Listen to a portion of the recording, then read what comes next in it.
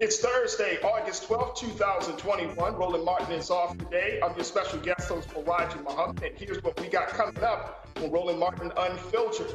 The census report released today shows that the white population has decreased over the last decade for the first time on record. We'll break it down with the panel.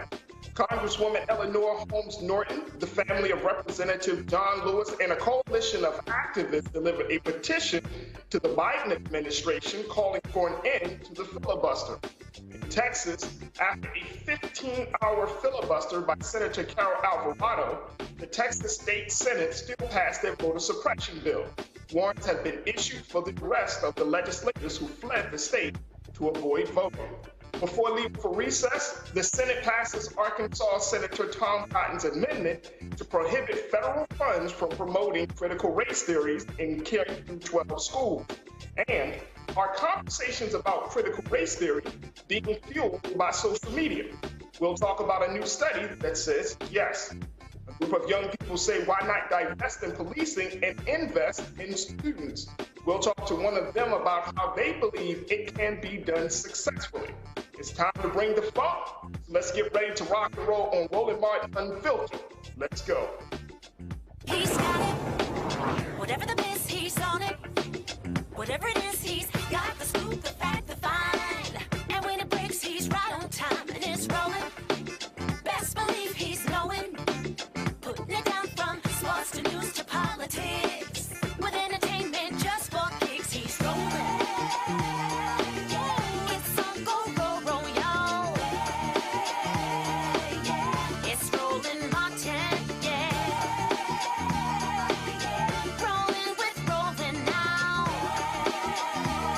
He's funky, he's fresh, he's real, the best, you know he's Roland Martin now.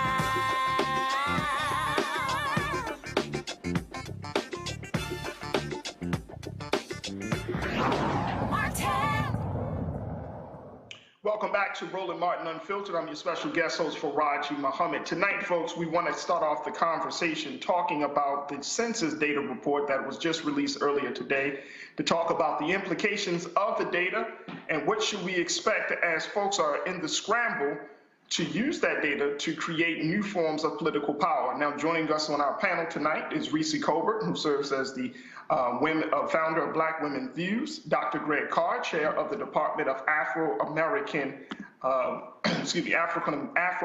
Studies at Howard University, and Amisha Cross, who is a political analyst and Democratic strategist. Thank you all, folks, for being on the panel tonight. Good to have you on. Good to be here. Let's start off talking about this situation. All right, Dr. Carr, I'm gonna start with you. I remember there was some time ago, Doc, and I might be going over some people's head, but I remember in the 90s the 90s, there was a big conversation going into the 2000, but there was like in the late 90s, there was a big conversation about the browning of America. For years, some have talked about the browning of America. Some say that that really started to take place when Barack Obama became a president. Some say that it really, you know, when they put out there that America would look different by, and I think at that time they were talking about 2040. But looking at how this latest data confirms that the white population is on a decline while others of us are on an incline, how should we see this potential growth of power? Well, I think ultimately the United States will dissolve. It probably won't dissolve in our lifetimes, but certainly the trajectory is toward dissolution.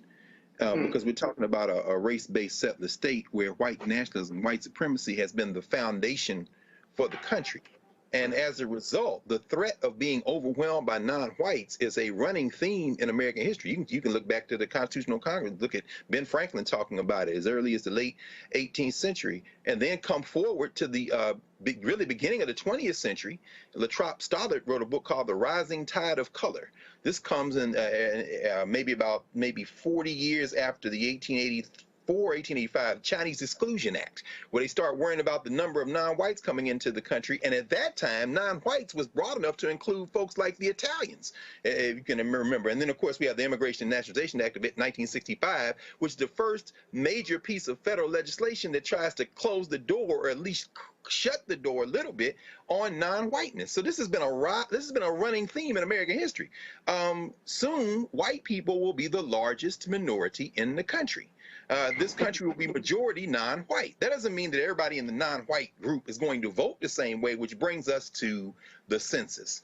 I think that this positive moment we'll have finally, just to kind of begin this conversation, this positive moment we're going to have is going to end up in the courts. We may look at pay attention to the concept of opportunity districts. The Voting Rights Act, Section 2 of the Voting Rights Act says that if you can determine in a state that quote unquote minority voting power and strength has been diluted, and that is defined by determining whether or not 50% of that district is minority or not, you are under federal law, under the Voting Rights Act, required to create an opportunity district. So folks who are thinking that these white nationalists in the Republican Party can kind of gerrymander their way into permanent minority rule, like a kind of neo-Rhodesia, it's not that simple. And we can talk more about it as we go on, but that's just some opening thoughts. I appreciate that, Doc. I want to get your take on this as well, Reese. Does this report surprise you? And from a cultural and political vantage point, how do we make sure that the interests of Black people stay at the forefront where our issues aren't lost as the brown community continue to grow? Well, I mean, you make a good point, Faraji. I think in terms of democratic politics, we're starting to see the kind of shift towards courting Latino voters, and they're not a monolith, just as Black voters are not a monolith. But I think the more important pressing issue that we have is, as Dr. Carr stated, gerrymandering. I'd like to think that there will be some protection in the courts. They have ruled in the favor of, minority rights and minority representation. That is, until now, we have a 6-3 court, which is predominantly conservative and right-wing even. So I think that the census is really important because I think it's going to trigger that much more urgency from the Republican Party to try to get as much of this minority rule enshrined as they can, while they're the majority, and they're going to do the gerrymandering that we've talked about. I wonder, though, if the efforts that the Trump administration took to try to suppress the census turnout actually is part of what's driving this demographic change. There were more pushes in minority communities and with different groups to fill out the census, as opposed to the Republicans, who were very much down on the census, and Donald Trump tried to cut back on the resources for that.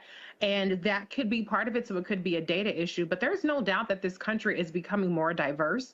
And I think that we're going to have more nuanced conversations when it comes to politics, because just because somebody is not Black or not white doesn't mean that they are aligned with us as, like people like to put us under the umbrella of people of color. It's definitely not that simple. And Black people are going to have to make sure that we exercise our considerable electoral power to keep our interests at the forefront. Amisha, and speaking of electoral power, now that people are scrambling to redistrict a lot of the areas across the country to meet the fall deadline. Some states have already, passed some of their deadlines, but they're trying to get it in place for the midterm elections coming up next year. My big question is, because we often talk about census data, we look at the data, but how do we make sure that we use this data that's going to garner some real political power, especially for Black political leadership? How can they use this data to gain power as well as to empower citizens to get more civically involved? Before I answer that, I'm going to double down on something that Reese said a moment ago. I think that we have to remember in the context of talking about the census that those numbers, though they are helpful, we also have to remember that the Black participation in the census was extremely underrepresented. And we can recognize that by the amount of counties and the amount of districts that are actually going to lose, funding for things like hospitals and various other resources that are extremely important, especially to African Americans, because the African American participation in the census was actually quite low.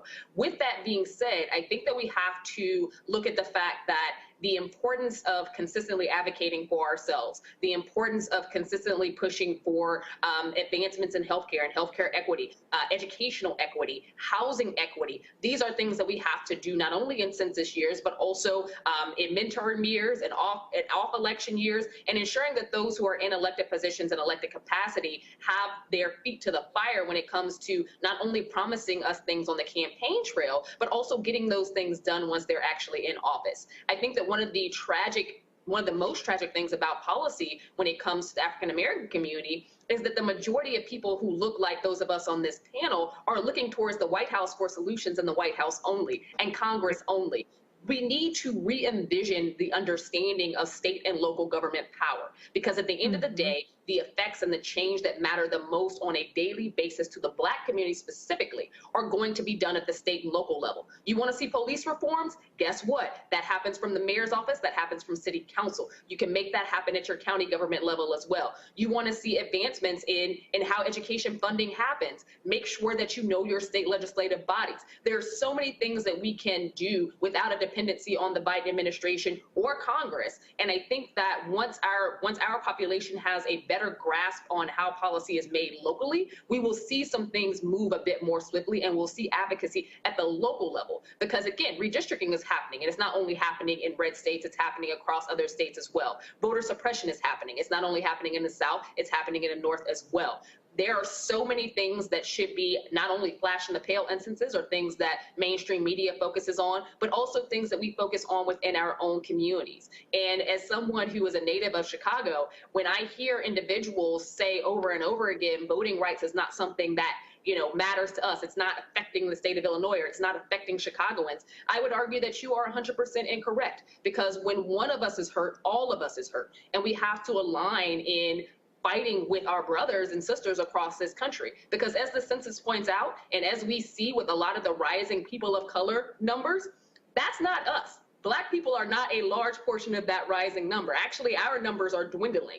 When it comes to the census specifically, the population that's rising in this country the fastest, and has been on that trajectory for nearly 20 years now, is the Latinx community. And that shows no signs of stopping. So there's a reason why we see Republicans courting the Latinx community. And to Donald Trump's credit, be it whether it's good or bad, I would argue bad in this case, he actually increased the vote margins for Republicans when it came to the Latinx vote.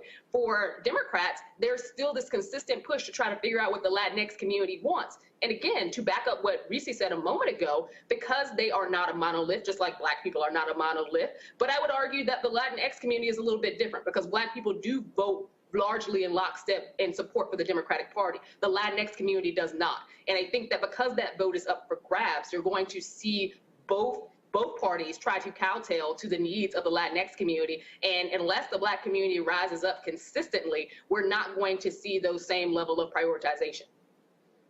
And it brings me to that point that you just brought up, Amisha, around should there be a greater effort to create a stronger alliance between Black and brown communities because we are seeing that growth from Latino communities, because we're seeing a greater engagement? Would it be in the best interest for Black folks to start to build alliances and political alliances with Latino and Hispanic communities?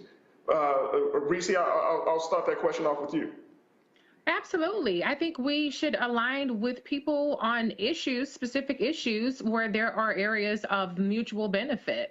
And that goes for the Latinx community, that goes for the Asian community, that goes for any community.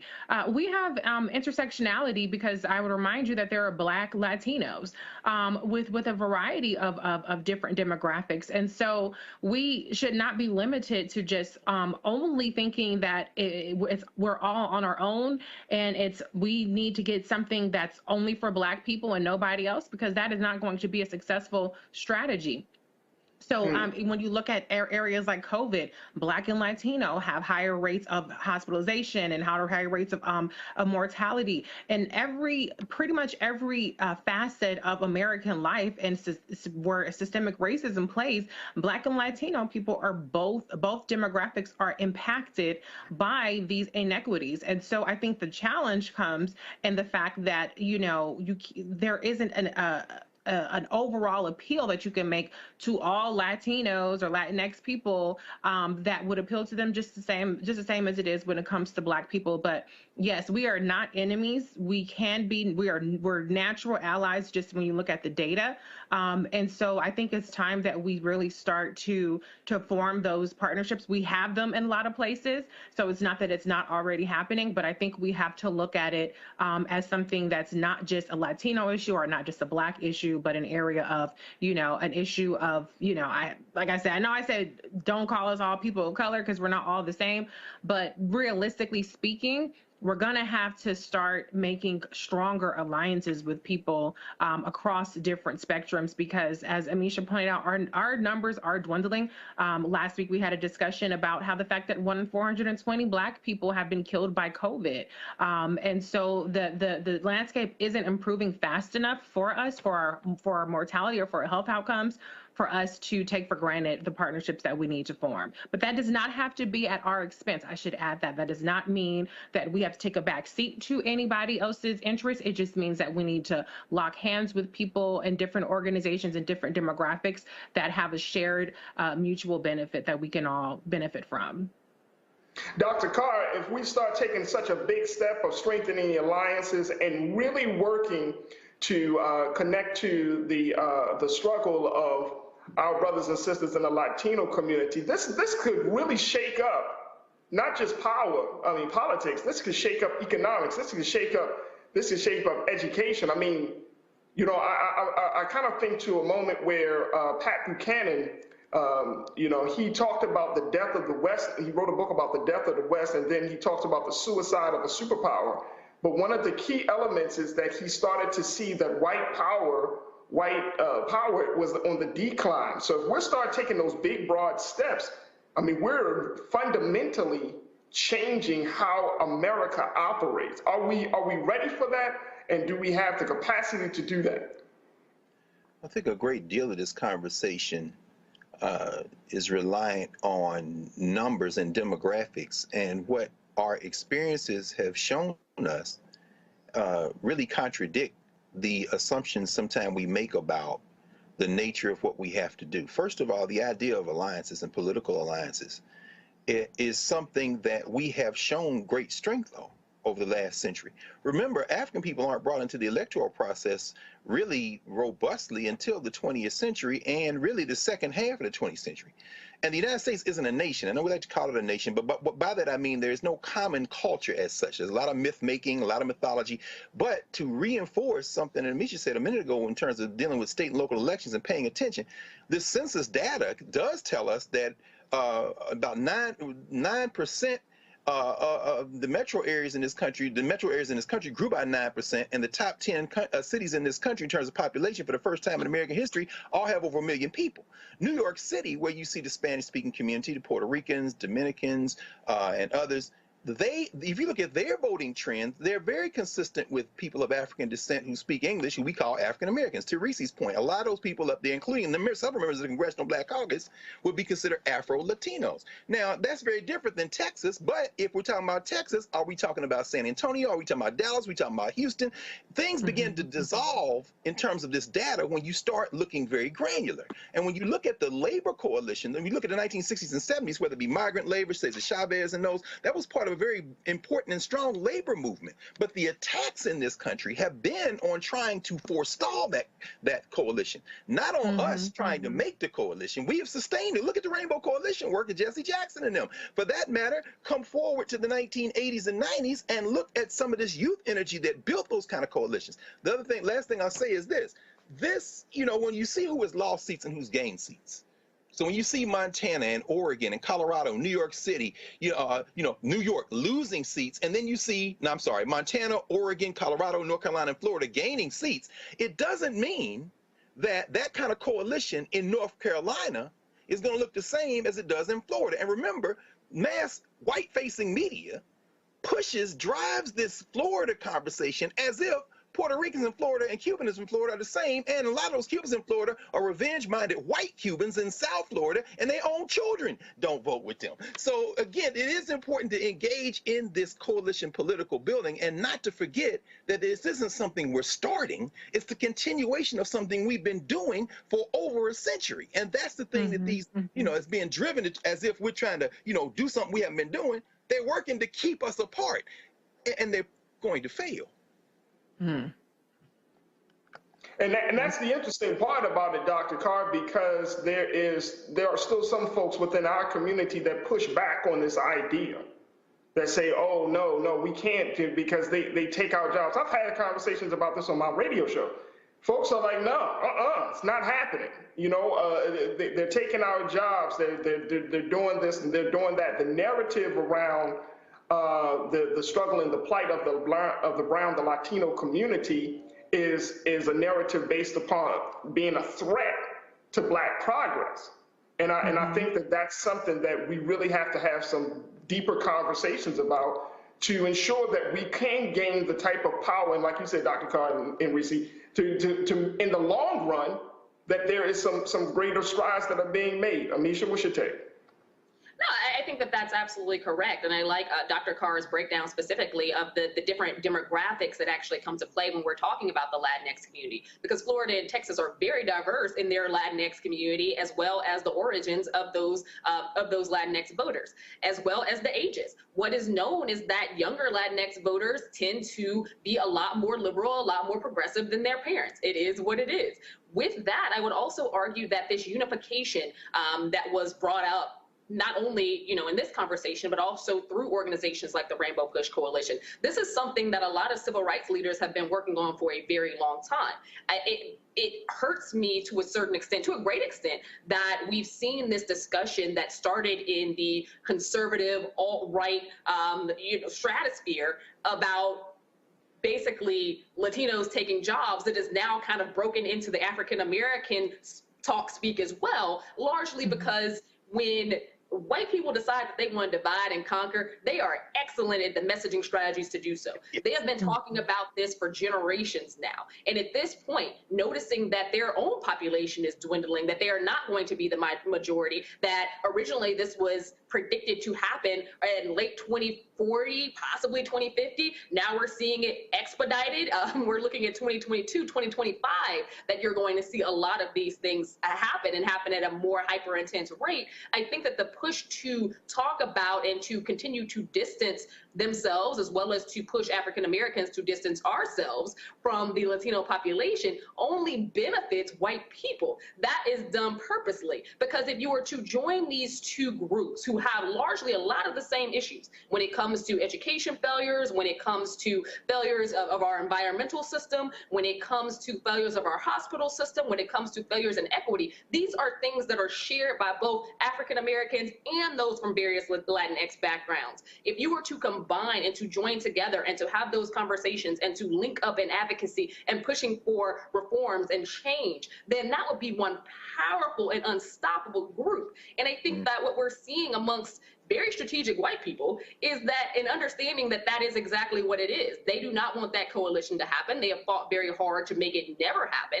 And I think that at this point, it behooves us as African Americans not only to look towards our interests, which again, are shared interests in many cases with various members of the Latinx community, but to also look towards where our leadership is actually going. We see, to Dr. Carr's point, Congressional Black Caucus members who are also Afro-Latino, and Congressional Black Caucus members who have linked up with organizations like Unidos, who understand the importance of making sure that we carry our Latinx brethren as well, because at the end of the day, a lot of our issues are the very same. When we're talking about public schools, the public school system in America is not driven by white students. 75% of them are brown and Black students. That is the system. Our teachers are largely white women. Over 80% are white women. But the student population themselves, schools would not get funded without the Black and brown kids that actually attend. We are the public school system. I think that at the end of the day, we have to ensure that we are fighting for those people, because no one else will.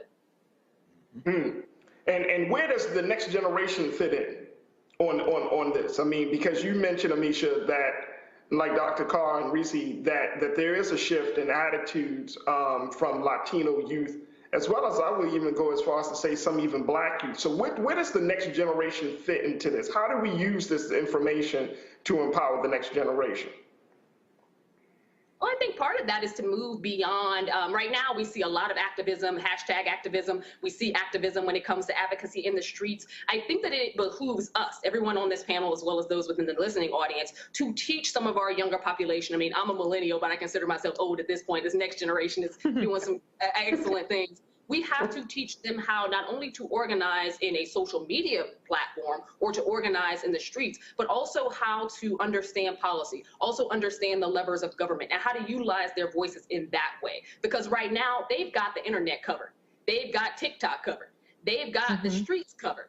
But what they don't necessarily always grasp is the policy. And I think that we have to do better, or our schools need to do better, at educating people on how state and local government works, what the levers are there, as well as how Congress actually works. Because our systems are not designed for youth to come up and shake things up. They're not.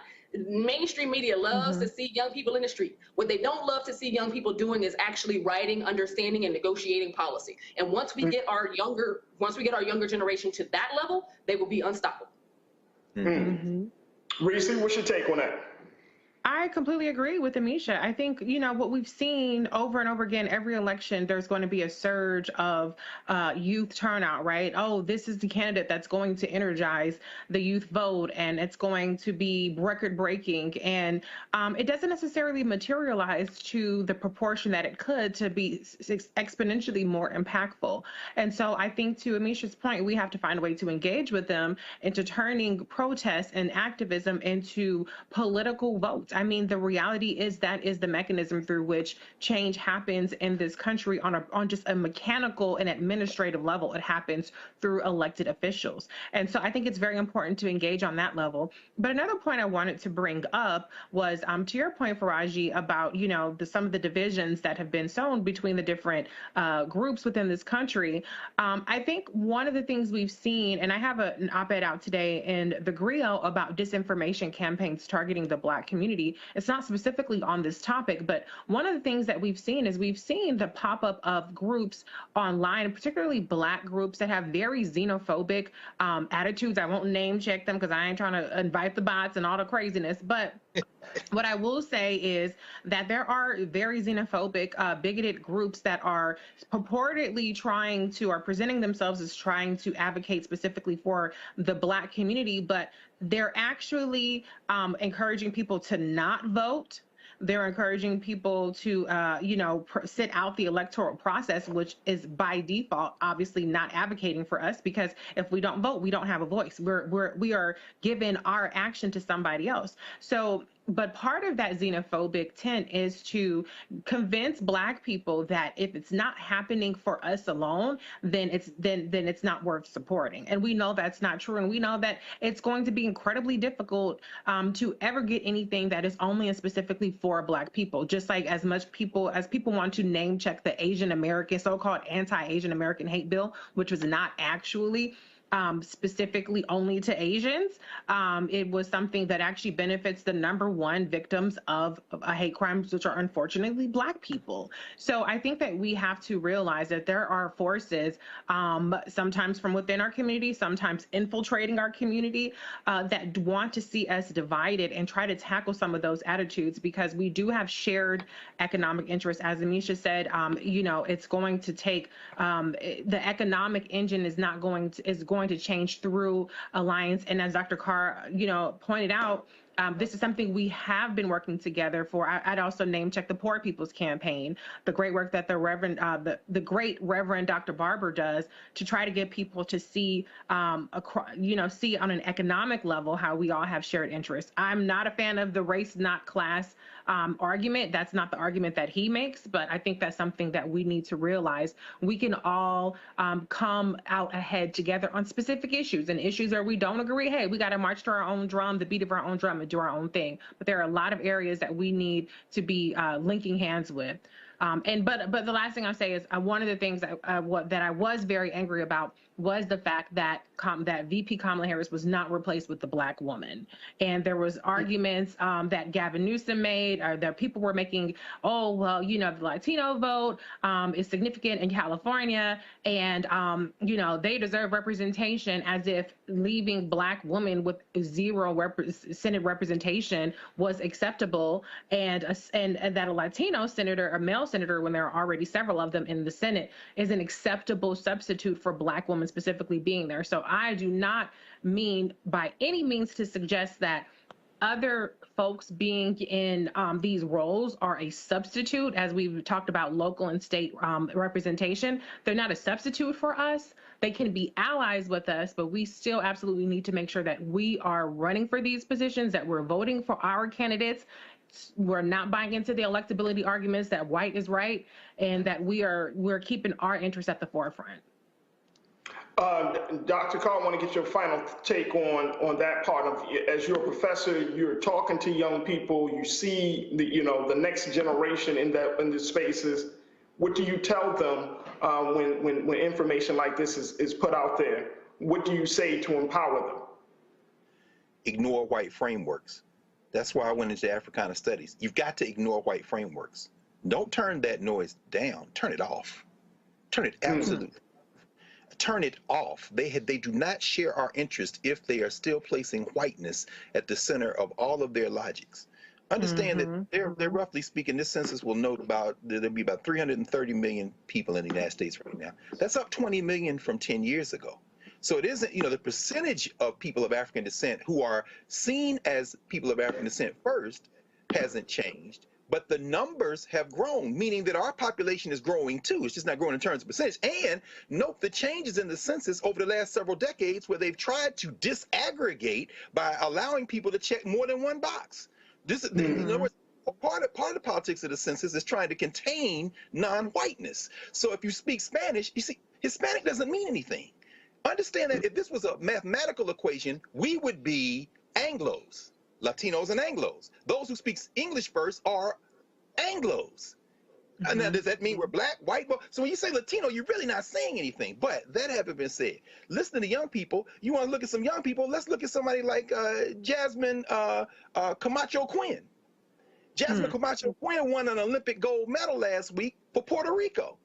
Now, some of y'all are saying, wait, I thought Puerto Rico was part of the United States. It is, but the International Olympic Committee allows territories to compete under their own flag. And although she was raised born in Puerto Rico, but raised in South Carolina, and her brother plays linebacker for the Chicago Bears, and if you listen to her, you would know she's running because her mama is from Puerto Rico and she was born there. Now, here's where it all comes together. There are 435 members of the House of Representatives. They don't want to change that number, which means that as the population shifts and people have babies and people migrate, they're going to take one from here, add it here. California loses one, Texas gains two. Back and forth, back and forth, back and forth. But they have 100 senators. You know why they don't want to let Puerto Rico in, the Virgin Islands in? You know why they don't want Washington, D.C.? Because those seats would look like you and me. So they want to get people fighting over a language, when if you look at Jasmine in her face and she never opens her mouth, you're going to put her down in the census as African American. And guess what? She is African American. She's African Caribbean American. Stop listening to white people. That's the rule on this topic, and many others, but since we're talking about this topic, on this topic. There it is. Dr. Carr, I appreciate you for that. Folks, let's talk about this big other story. For the second day, family members of the late Representative John Lewis joined activists at a rally outside of the White House today, demanding President Joe Biden to urge the Senate to nix the legislative filibuster. Congresswoman Eleanor Holmes Norton and a coalition of activists delivered a petition to the Biden administration calling on the president to act on the filibuster, a move that would pave the way for Senate passage of the For the People Act and the John Lewis Voting Rights Advancement Act. Now, Cliff Albright, co-founder of Black Voters Matter, and Congresswoman Norton say the filibuster must end. Check this out. It will not end without action from people like you with petitions, with thousands of names. You are delivering today to make the point that we must end the filibuster. How long before we end this filibuster, this Jim Crow filibuster that going back to 1874 was used to block civil rights and voting rights acts during that time, during Reconstruction in 1874? How long before we end this filibuster that going back to the 40s and 50s and the likes of Strom Thurmond that did their standing and talking filibusters, right? How long before we end this filibuster that as recently as a year or two ago was used by one man to block lynching legislation that has never been passed in this country? How long before we allow this filibuster to continue to block the voting rights that we're seeking today? And we say today, not long, because we are here today to deliver a message clear and strong that we must end the filibuster, and we must end the filibuster now. The voting rights groups say the Senate must return from recess early to pass the For the People Act. I want to go back to the panel to get your take on this. Reese Colbert, Dr. Greg Carr, and Amisha Cross. If we're talking about this filibuster, it seems to be this antiquated exercise of holding on to power. What's the odds, and Amisha, I'm gonna start with you, sis. What are the odds, rather, that the Biden administration is going to now really listen to this call to end this filibuster? I mean, you got Cliff Albright, you got Eleanor Norton Holmes, you have the family of John Lewis. What will it need to, what's going to have to be done in order for the president to say enough is enough? President Biden has spoken many times, not only on the campaign trail, but also in his elected position as president of the United States, of his disinterest in ending the filibuster. He thinks that it is a very useful tool for the Senate, and that honestly, if it is ended, that the pendulum will swing and things will get a lot harder for Democrats to pass after Congress becomes more Republican held. He's looking at midterms, he's looking at possible losses in 2024 as well.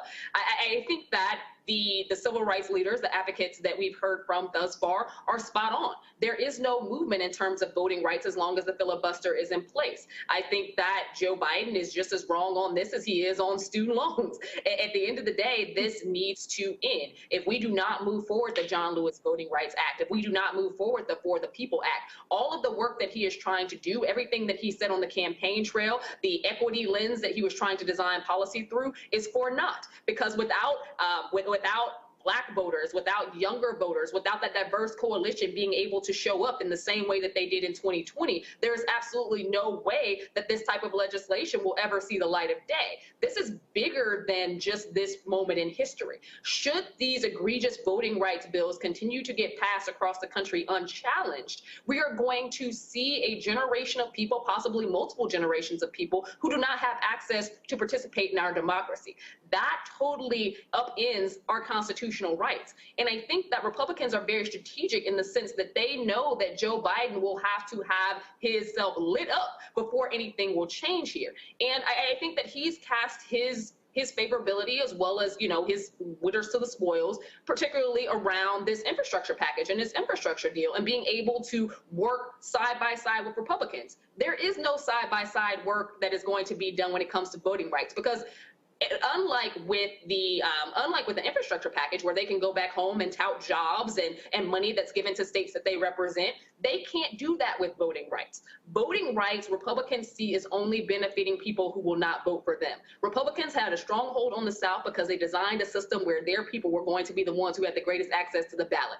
They saw that greatly diminish in the 2020 election and have been fighting tooth and nail to end the level of participation they saw just a few months ago. It does not behoove Republicans to support the voting rights access for people of color and younger people, because they know intrinsically that they don't have the types of policies, they don't have the types of mind frame, they don't have the types of rhetoric that those populations support. And they will never accept any type of legislation that means that they will lose seats or that they will actually have to formidably compete to get into office. So I think that without getting rid of the filibuster, without actually leaning in and listening to the very people who made it possible for Joe Biden to become president, for this administration to even take shape, without listening to those individuals, we're going to see this nation be taken back generations. Reese, as I'm, listening and kind of watching things unfold, I'm asking myself the question: how come Vice President Kamala Harris? How come she's not taking a more aggressive stance when it comes to this issue? Or maybe she is, and we're just not hearing about it, and it's behind the scenes. But I'm wondering, what is she's having these conversations with all of these different groups, especially with the women who have been protesting in front. In D.C., she's met with Until Freedom and a whole lot of other folks. So should we expect something to come from the vice president at this point? Well, Faraji, I think number one, she's Vice President Harris. She's not the Senate Majority Leader, and I think the problem really lies in the fact that the Senate doesn't have the same incentives that the House does to tackle some of these things like gerrymandering, because their elections are statewide. If Joe Manchin had to worry about his district being redrawn and being screwed out of Democratic voters, he might have a little bit more of an incentive. Same with Kristen Sinema. But the reality is there are a lot more Democrats that are not for filibuster reform than, the two that get the most attention, which is Kristen Sinema and Jim Crow Manchin. They're hiding behind those two senators, and so those folks need to be fleshed out as well. But I would argue that in terms of the filibuster reform, that's a Senate rule. That's something that Senate Majority Leader Chuck Schumer has to do, and I think that he needs to be a lot more creative with ways around this procedural hurdle in the Senate.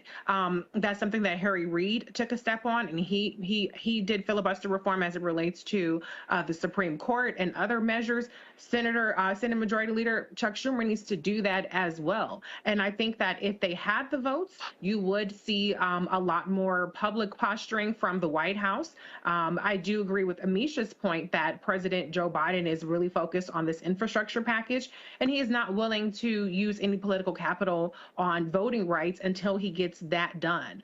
But as far as Vice President Kamala Harris's approach, I think what's important about what she's doing is she understands that this is a multifaceted approach to voting rights and voter suppression.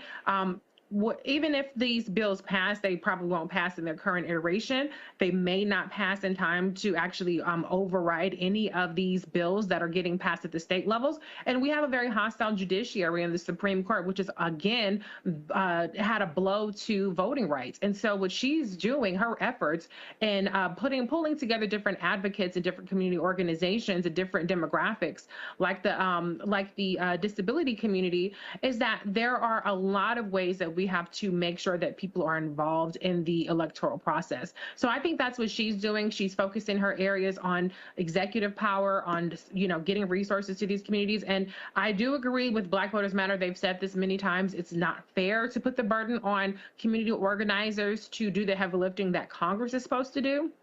But I also would argue that it's not fair to put the onus on Vice President Kamala Harris to do what the Senate Majority Leader is actually responsible for doing. But I think she is doing important work there. I think that the White House does recognize that it's not going to be a silver bullet by passing voting rights legislation, though it is very important. And that's why President Joe Biden has appointed a record number of Black women specifically to the judiciary. Those kinds of personnel choices, as well as what the Justice Justice Department. You have Kristen Clark, who's in there as an assistant attorney general.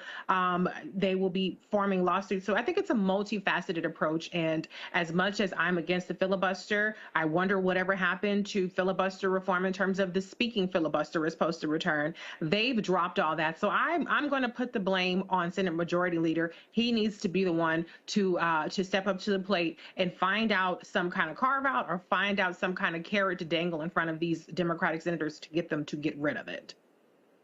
I'm gonna have to say, Reese, I'm not holding my breath for that one to happen. I'm not holding my breath.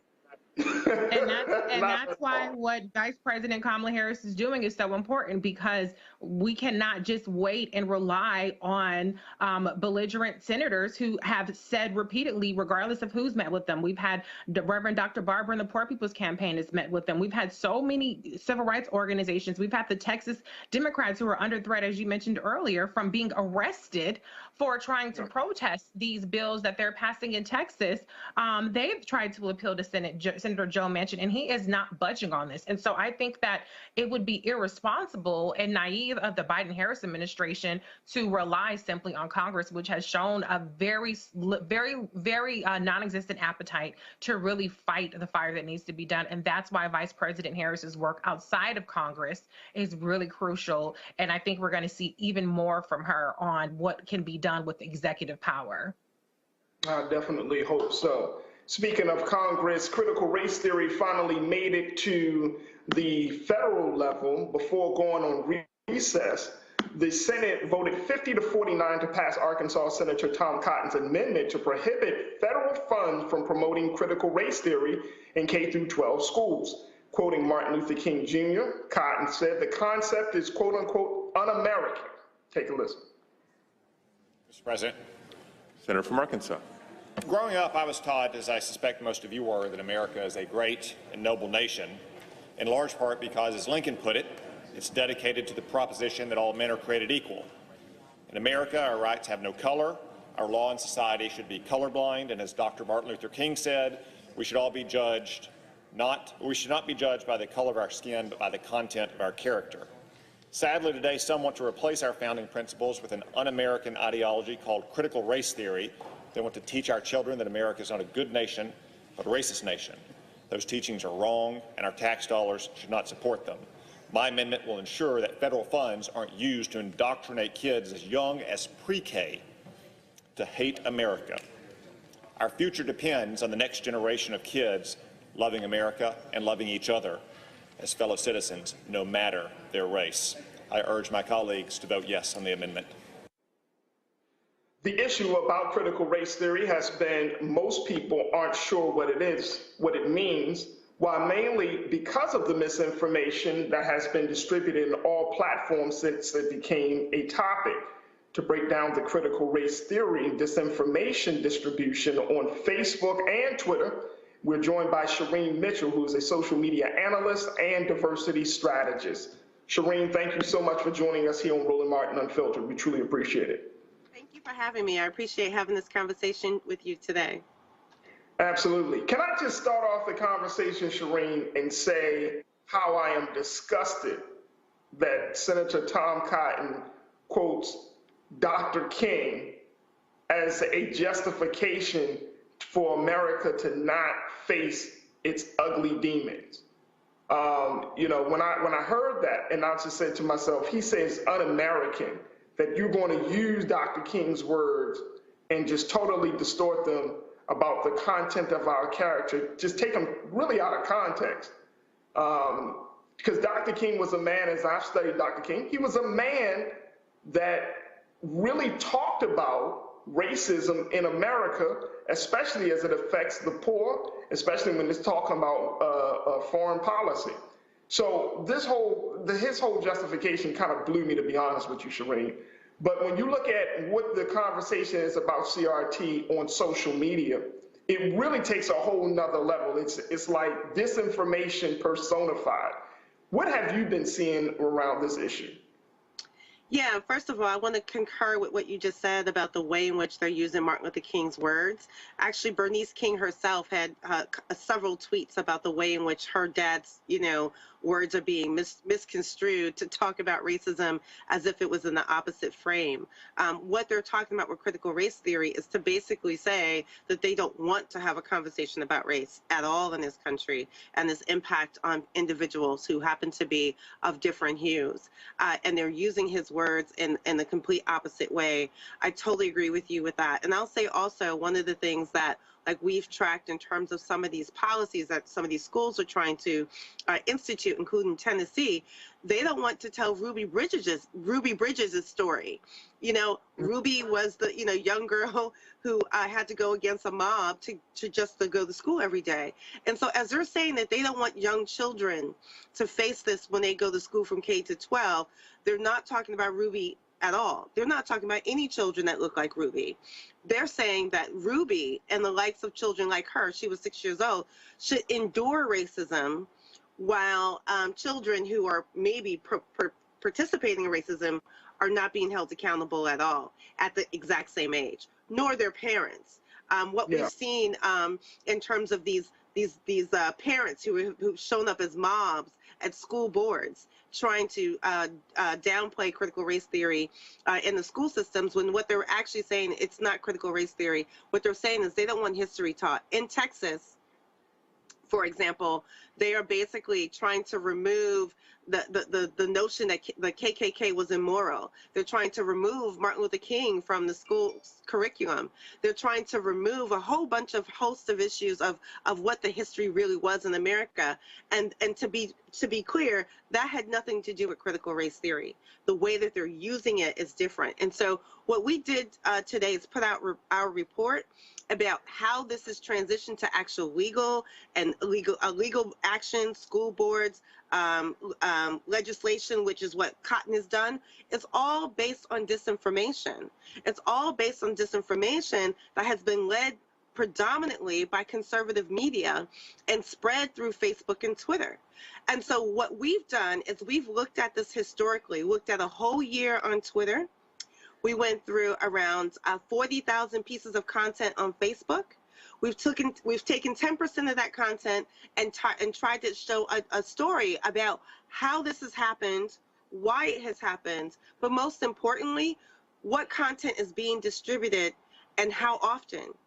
There's always this conversation, and there's been plenty of hearings on the Hill, that there's conservative bias on these platforms, and that the tech companies are more liberal, and they're instituting these biases.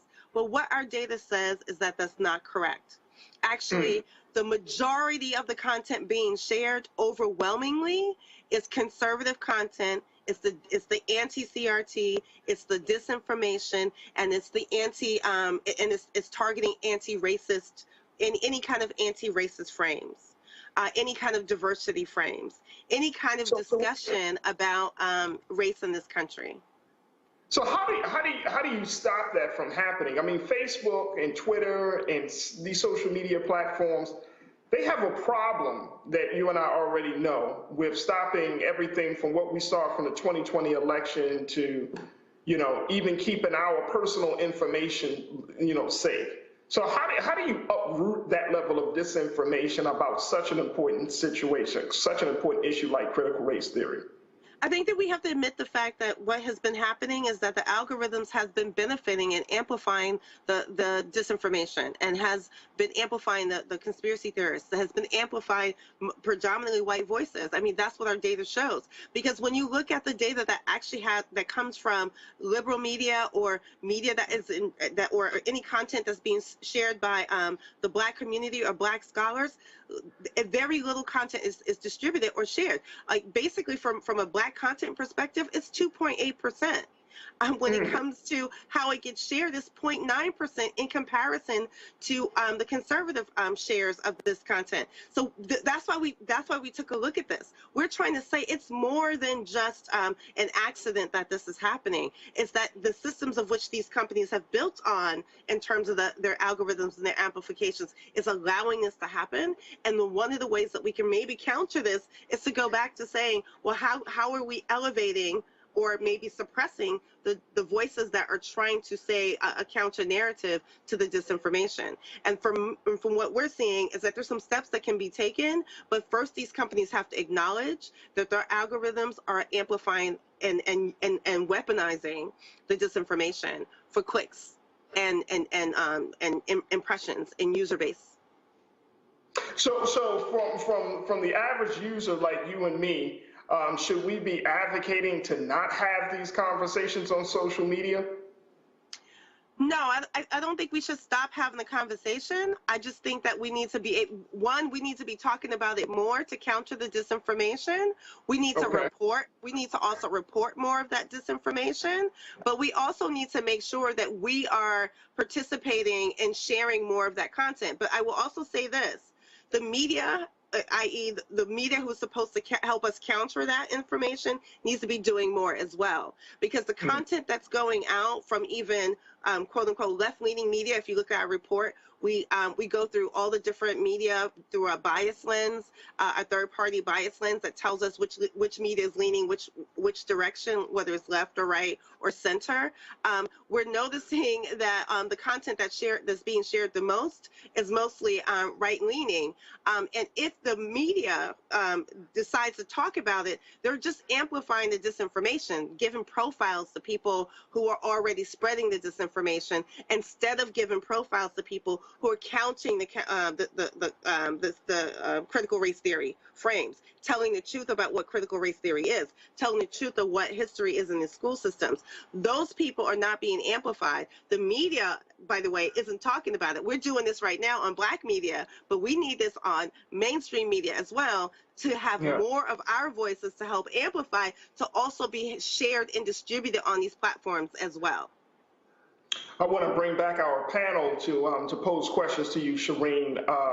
Reese, I know that you have been a strong advocate about disinformation across many different conversations. What's your question for Shireen Mitchell? Hey, Shireen. So good to see you again. Yes, you know, I mentioned earlier I have an op-ed today in the Griot about disinformation. So it is something that I feel like we are not talking about enough in our community.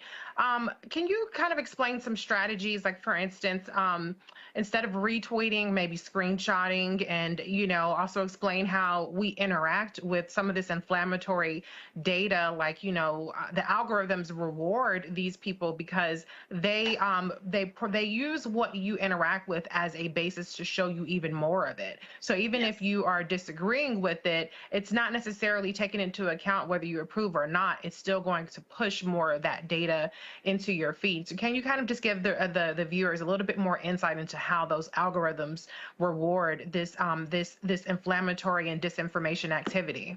Yeah, definitely. So the more, you know, the more quote tweets, the more retweets on a particular piece of content that is disinformation, and you're trying to debunk it, it's just going to help that be amplified. What you want to do is not quote tweet or retweet, but to have a different tweet that you are basically criticizing that particular tweet. If you're doing a screenshot, that's fine, but maybe what you do is tell a whole different narrative and do a whole thread on what critical race theory really is and what's happening in your community that is being done about it. Like, to counter the narrative is to help get that content amplified from other people, from other experts that may talk about it, but not to amplify the disinformation content at all in any form. The way in which these things are gamed, with the fake accounts, and I think you know about this, pretending to be us and all these other aspects that may share that content, when that happens and other people continue to share or even respond to the fake accounts, it just allows the amplification. And what we want to do is make sure we're amplifying the real people. We want to make sure we want to amplify the real experts. We want to amplify the content and the articles and the media pieces that are about what CRT really is, to counter the narrative that's out there. Right now, disinformation is spread 6 more times than factual, and we need to change that number around. Absolutely. Absolutely. Dr. Carr, what's your question for Shireen Mitchell? Shireen, this is a difficult one for me because, I agree with Tom Cotton. I embrace him. I don't think he's wrong. If you accept his definition of America, which leads me to the question, how much of this is our inability to address fundamental issues of national identity and political power?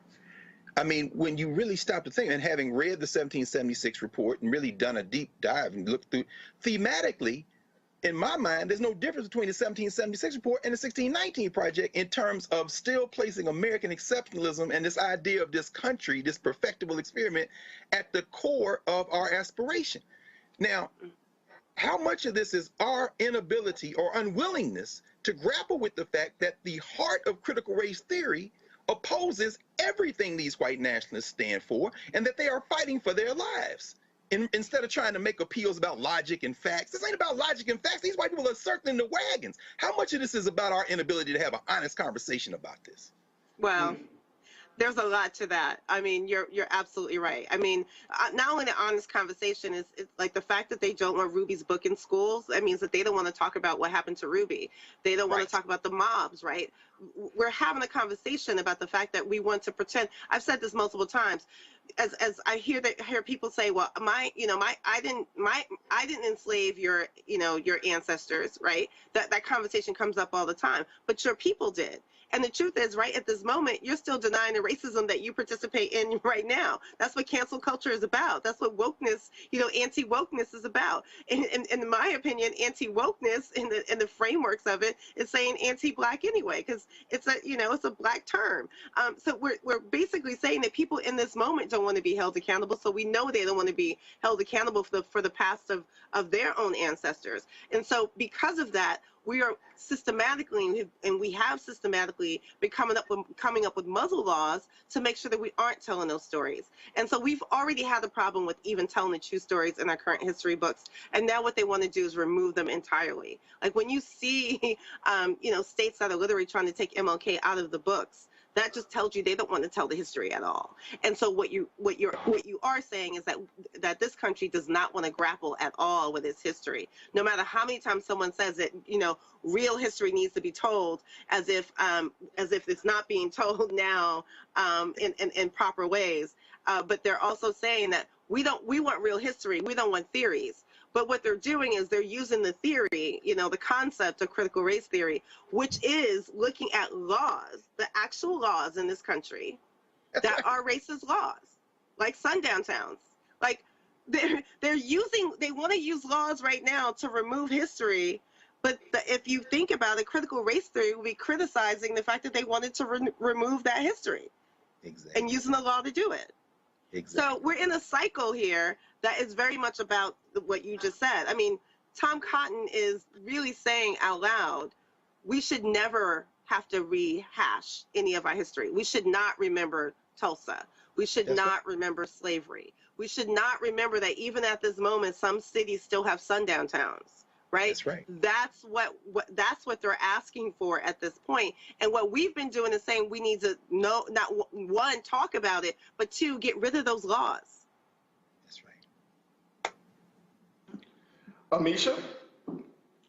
Well, first of all, I wanted to say thanks for coming on and giving us as much information as you have thus far. As someone who's worked in the K-12 system and has designed policy for both K-12 as well as early childhood education, we tell facts on Roland Martin Unfiltered. Critical race theory is not taught in ECE, and it's not taught in K-12, and it's not taught at the university level either. This is a law school theory. And if you haven't been to law school and chosen it as an elective, you're not hearing anything about critical race theory anyway. What we're seeing is a major pushback from largely conservatives who are upset about the Black Lives Matter protests, who are upset about the reaction of the globe after they saw the tragedy of George Floyd's murder. What we're seeing is this push from a lot of right-leaning individuals to eradicate Black history, which is American history, from our history books. Be mindful, only a short portion of it was actually ever included to begin with, but they want to get rid of that as well. My question is around what is it that makes them believe that young people don't already know that America's racist? As a kid, I remember in first grade, one of my close friends who I rode the school bus with held her arm out after inviting me to a birthday party and said that her mom told her that only people who had the same color arm as her could come to her party.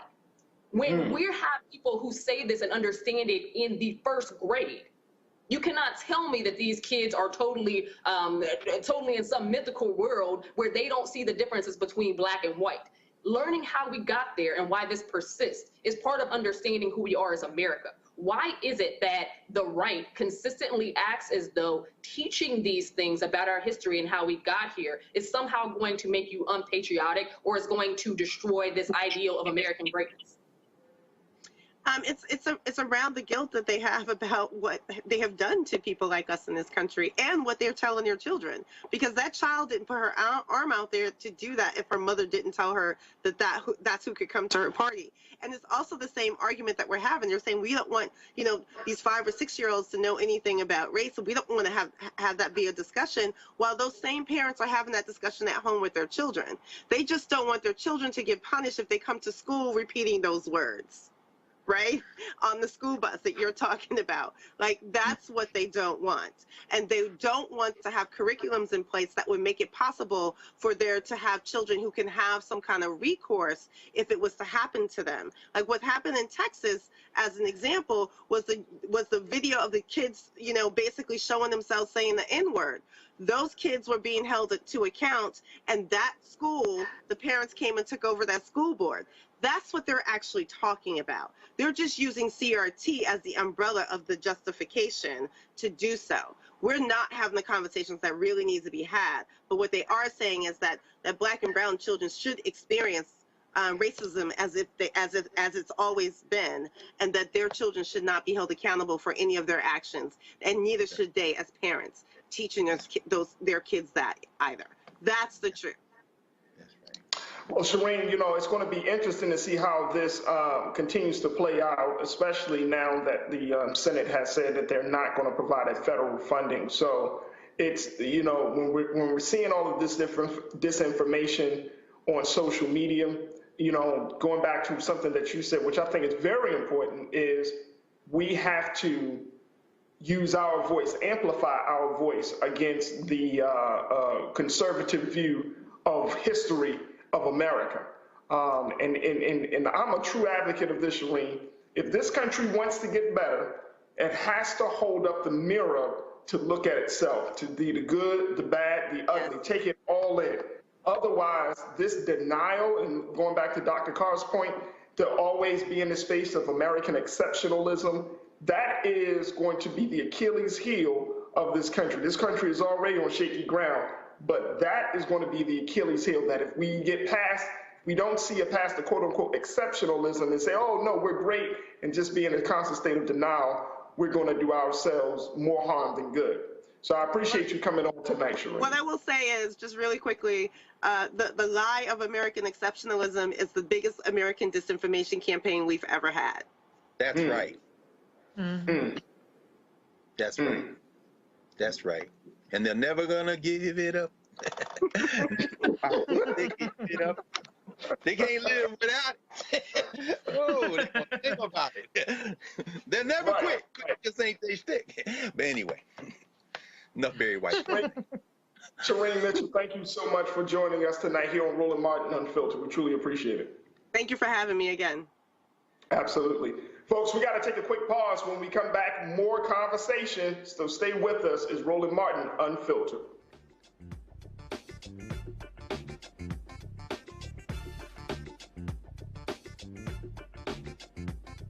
I believe that people our age have lost the ability to focus the discipline on the art of organizing. The challenges, there's so many of them and they're complex, and we need to be moving to address them. But I'm able to say, watch out, Tiffany. I know this road. That is so freaking dope.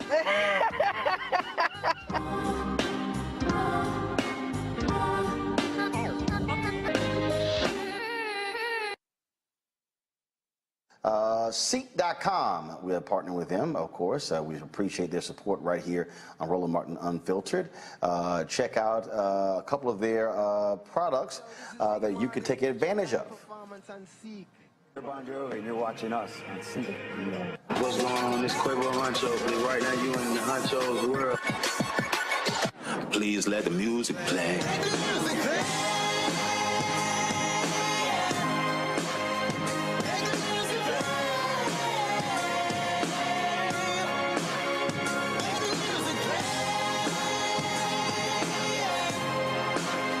enjoy the Ceek.com video by using one of their virtual reality headsets, all you do is just pop your phone right here into the VR headset and enjoy the content.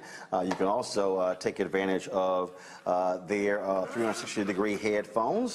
These headphones here come in a couple of colors, black and gold, but then also all gold. And so you can check these out. If you want to use our promo code to get a discount, it's RMVIP21, RMVIP21. Then, of course, a portion of the proceeds comes back to Roland Martin Unfiltered, which allows for us to fund the show. And so this is a black-owned company, and we certainly believe in supporting black-owned companies. Mary Spio is the founder. And so, again, go to Ceek.com and use the promo code RMVIP21. George Floyd's death hopefully put another nail in the coffin of racism. You talk about awakening America. It led to a historic summer of protest. I hope our younger generation don't ever forget that nonviolence is soul force. Priceless.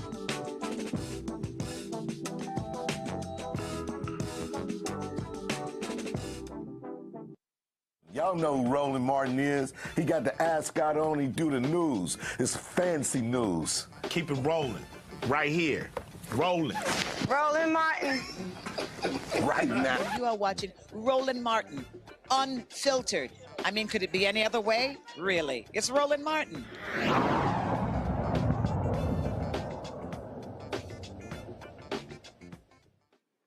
Welcome back to Roland Martin Unfiltered. I'm your special guest host, Faraji Muhammad.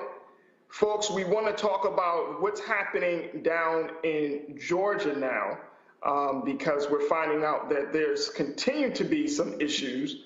In Atlanta, where a black mother claims her child's schools segregate classes based on race.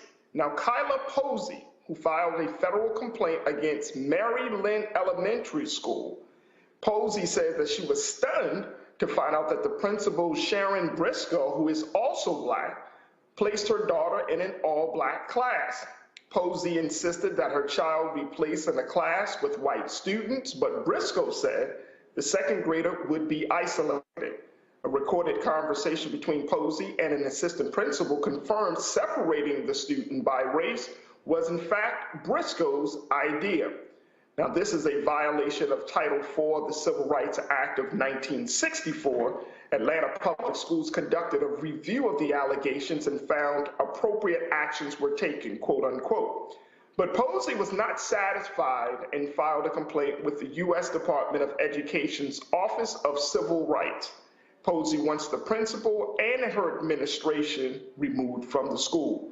I want to go to our panel, Reese Colbert of Black Women Views, Dr. Greg Carr, Chair of the Department of Afro-American Studies at Howard University, and Amisha Cross, political analyst and Democratic strategist. Panel, this situation down in Georgia, black class.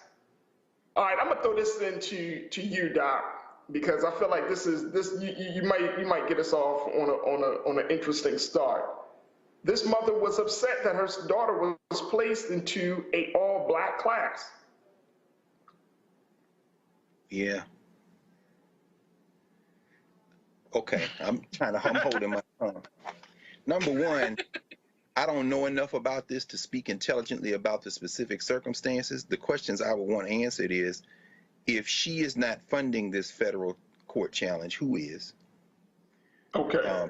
That's what I would need to know, because if you know the Harvard case, where the Massachusetts State Court said that Harvard's affirmative action policies could remain in place, Robert Mercer and others, and some of the same Klan crowd that funded the Sarah Fisher's challenge that made it to the Supreme Court, are backing them. And it's now in federal court. If it can get to the Klan majority on the Supreme Court, they're looking to dead out affirmative action. But they did not use white people. They used, the argument that they're advocating for a point of entry that began with Asians who had higher test scores and higher scores. So in this situation, I hope that this is something similar, because if this is as simple as a black parent who I'm afraid may have picked the white doll if she had been given the Clark doll test that went into Brown versus Board in terms of which doll do you like the most, didn't understand that a black woman educator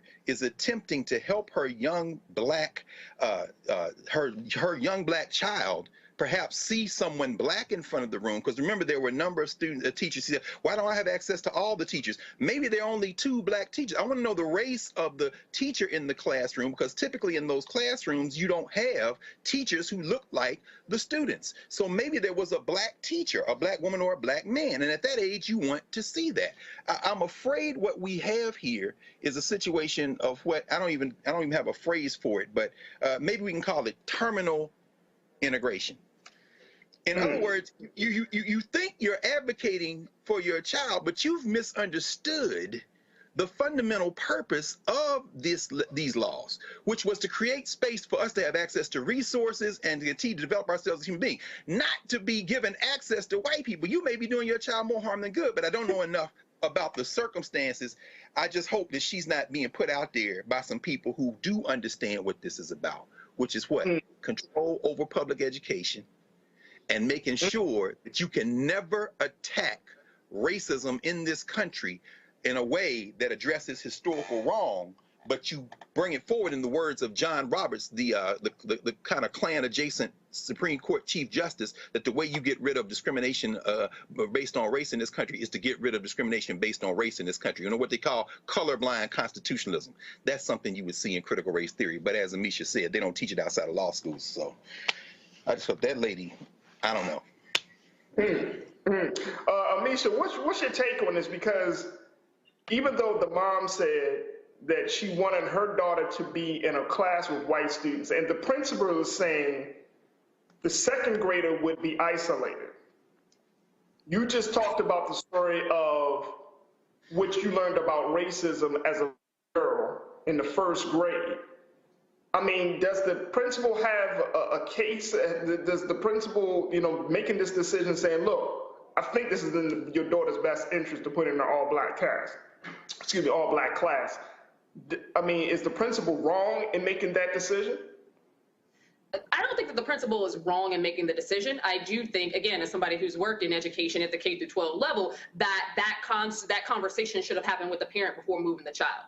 And I say that because, to Dr. Carr's point, this could be one of 2 things. This could be a parent who just assumes that water tastes better or water is colder if it's on the white side. Or this could be a parent who honestly feels like her child learns more in a diverse, and what she is assuming is a diverse classroom. I would have to know more backgrounding on the school itself.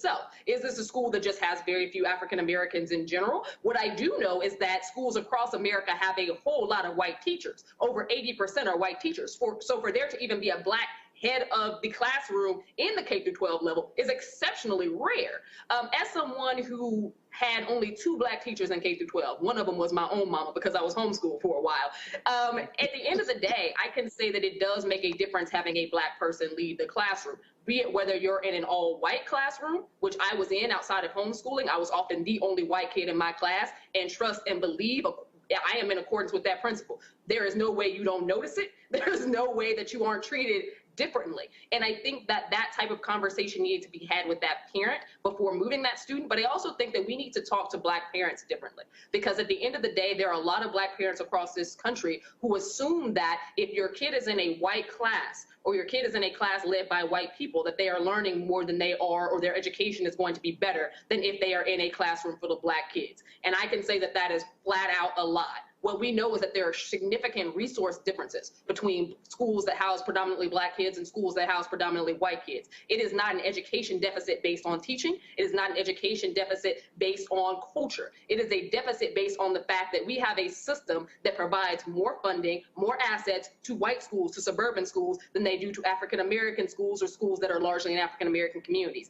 That is something we need to continue talking to parents about, and something that honestly we have to, as a nation, do more for, because our community schools are largely black and brown and not white, even though the leadership of them happens to be predominantly white women.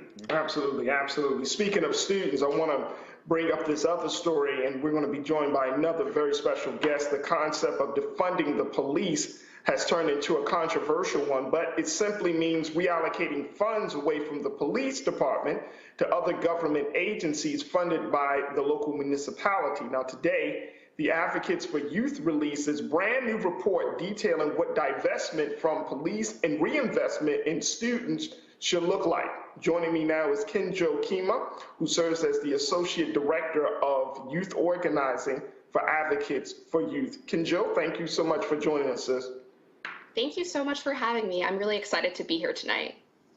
Absolutely, absolutely. As we, we talked about the situation in Georgia, you just heard, but there still needs to be a lot of work done around, getting students actively engaged, but more importantly, supporting students. You're saying, Advocates for Youth is saying, look, let's put that money, take the money that we do for the police department and start putting it into students. I can say here in Baltimore that a significant amount of the city's money, our police department has a budget of a little bit over 500 million. It's about 510 million. But there's more money put into public safety than there is in education. And I think, and I've looked in other cities across the country, Kenjo, and found that to be the trend. So when we're talking about, uprooting that trend, it seems like that's almost like a revolutionary act of saying, let's put less money in public safety and more money in education. But there might be some consequences to that. How do you justify this approach to education and to public safety? Absolutely. So we support young activists all over the country in organizing for changes related to sexual health and reproductive justice, like comprehensive sex education in their local communities. So today we launched a toolkit for activists in partnership with an amazing organization based in Miami called Power Youth Center for Social Change, about advocating for schools to divest from policing and criminalization and instead invest in reproductive justice and comprehensive sex education. So we know that police and schools don't keep young people safe, especially youth of color. Young people need a safe environment to learn everything from math to sex ed to history. And when so many encounters with the police turn violent, schools with police aren't a safe environment for many students. We also know that many public schools are under-resourced. Our schools struggle with funding things that will actually help young people stay safe and healthy, like sex education, nurses, counselors in schools, resources for LGBTQ students. And overall, schools with cops are way more likely to refer young people to law enforcement, and Black students specifically are more likely to be targeted. To me, that alone is good enough reason to get police out of schools. But we know change just won't automatically happen, and we know we have to come together to demand more as a community for students, which is why we created this toolkit. And so, Kenjo, talk to us, and I'm happy that you brought up this fact about this toolkit. But what do you say to people who say, look, if you start to cut the budget on public safety, on policing, then the dire consequences is that police will, quote unquote, fall back on doing their job, that crime will essentially go up. What do you say to folks who think that is going to be the natural outcome of a budgetary cut? Yeah, that is a common question that people who support abolition and defunding the police hear. So there can still be accountability and public safety without students potentially being brutalized and armed officers being present in a school. Research and the experiences of countless students, especially students of color, have taught us that while increasing police in schools may create the appearance of safety, the actual effects wreak havoc on school culture and fuel the school to prison pipeline.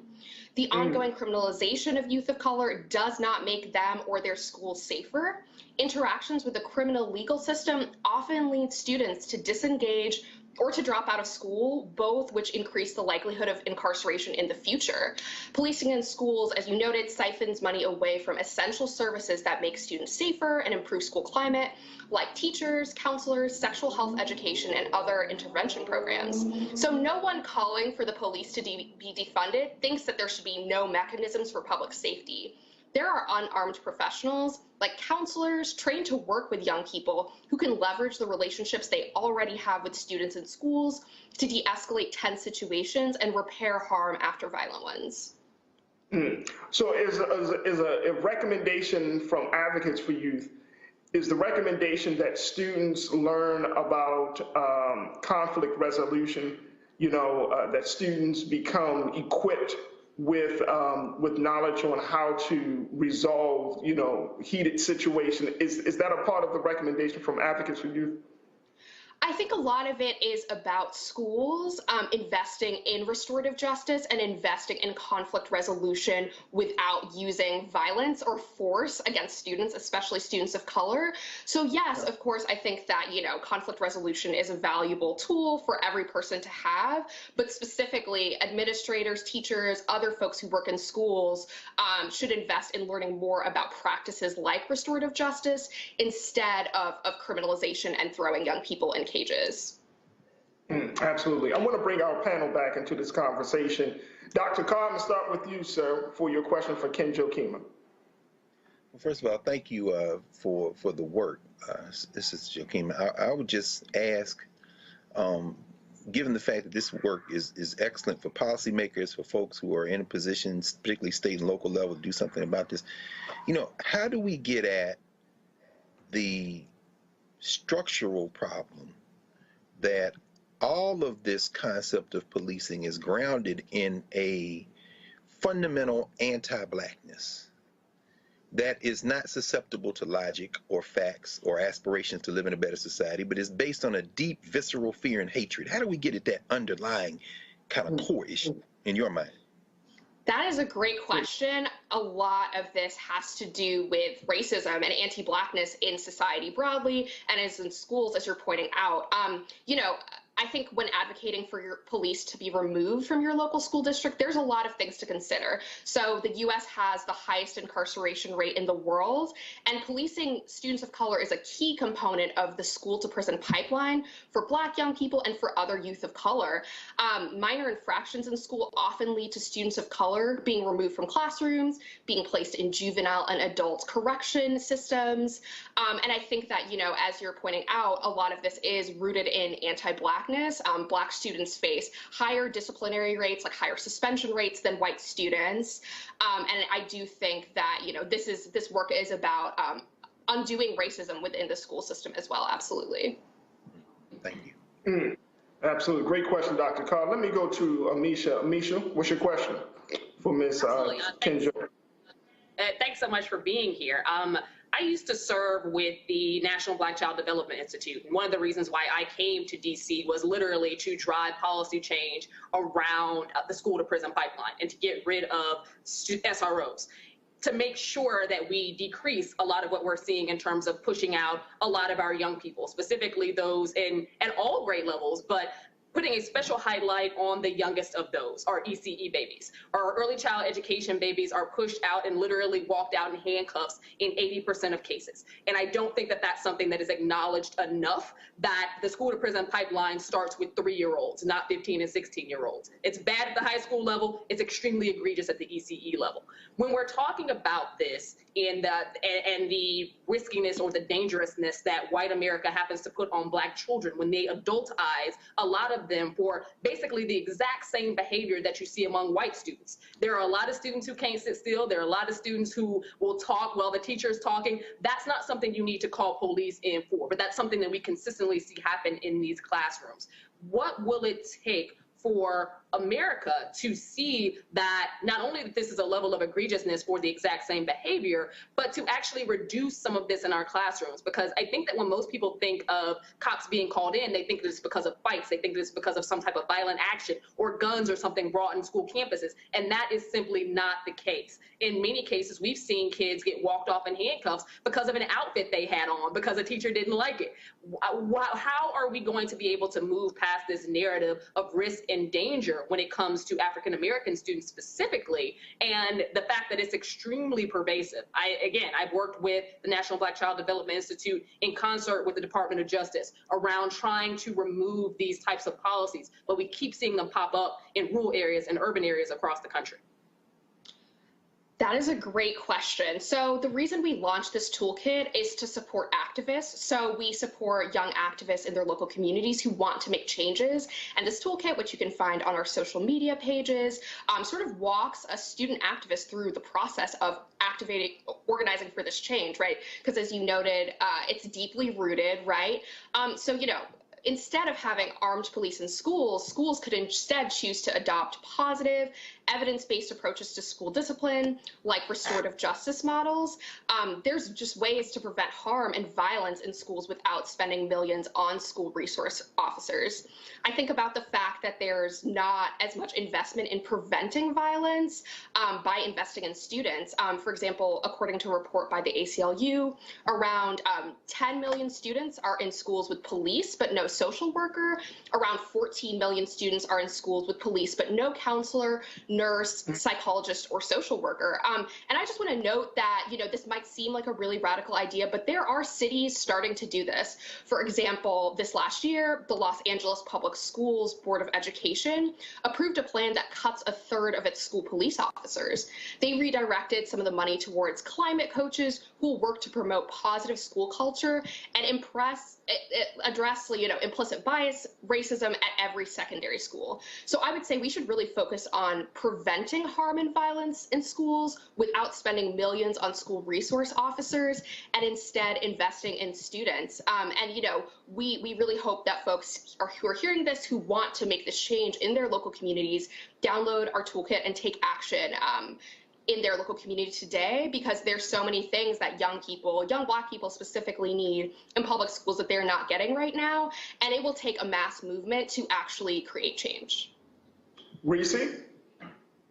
Thank you, Kenjo, for the work that you're doing. You mentioned the Los Angeles School Board. One of the pushes that we've seen recently is for right-wing conservative white nationalist people to infiltrate the school boards and take over those positions. Can you kind of just give a little bit more insight into, number one, what students and their parents can do to help shift the culture on the school boards? Because a lot of the policies are starting there or in city council. Are there any tools that your organization is providing to help walk people through that lens of advocacy? Because a lot of those are elected positions, or they might be very local appointed positions.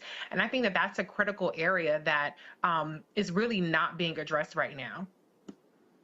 Yes, so that is a great question. While I can't specifically speak to getting people elected, I will say that, to me, making these sorts of changes is all about getting people together in your community who care about this, who believe in investing in Black students, in students of color, and collectively advocating for change. So the toolkit itself covers this campaign that Miami-based organization Power U started to organize for the school district to divest from policing and instead invest in comprehensive sex education. And while the campaign is still ongoing, they have had some success in getting their public schools to improve the sex education. So, the toolkit goes into great detail, and if you're an activist and you want to learn what steps you should take, I highly recommend you download it. But just a brief overview of what you should do if you, care about criminalization in schools and believe that that money could be better spent elsewhere. First, you want to build a team of people who are impacted, right? So, in this example in Miami-Dade, young people became activists with Power U, and they supported them in learning more and in sharing their own experiences with being policed and criminalized in schools. And then out of this group, they started to bring more and more people in. So activism is a lot about building relationships with other stakeholders, right? There's parents, community members, teachers, health professionals, faith leaders, and other groups who also believe that money could be better spent instead of criminalizing people in schools in other ways, like sex education and nurses, right? So it's about building relationships and taking collective action and calling on people in power, specifically if you're within a high school district, a superintendent, or other folks on the school board to take action, right? So I would say if you're listening to this and you really want to see these changes in your local community, it's critical that you get other people involved and have people publicly demand this change, right? You can find key moments like school board meetings, like hearings, and bring your friends, bring your fellow activists, bring your classmates, bring other people to talk to people in power about how important it is that money not be spent, millions of dollars not be spent on caging and brutalizing students, but is instead redirected towards resources you need. So I would say just start to build collective people power within your community, because there's other people who also believe in the same things that we want. There's other people who believe that young Black people deserve to be safe in schools. Absolutely. Kenjo Kima, Associate Director of Youth Organizing for Advocates for Youth. Kenjo, thank you so much. Again, how can people check out your website to get that toolkit and to get more information about the work that you're doing? Absolutely. So you can download our toolkit and follow us on social media at Advocates for Youth on Instagram or at Advocates tweets on Twitter. As I mentioned, our organization is really invested in ensuring people divest from policing and criminalization and instead invest in reproductive justice.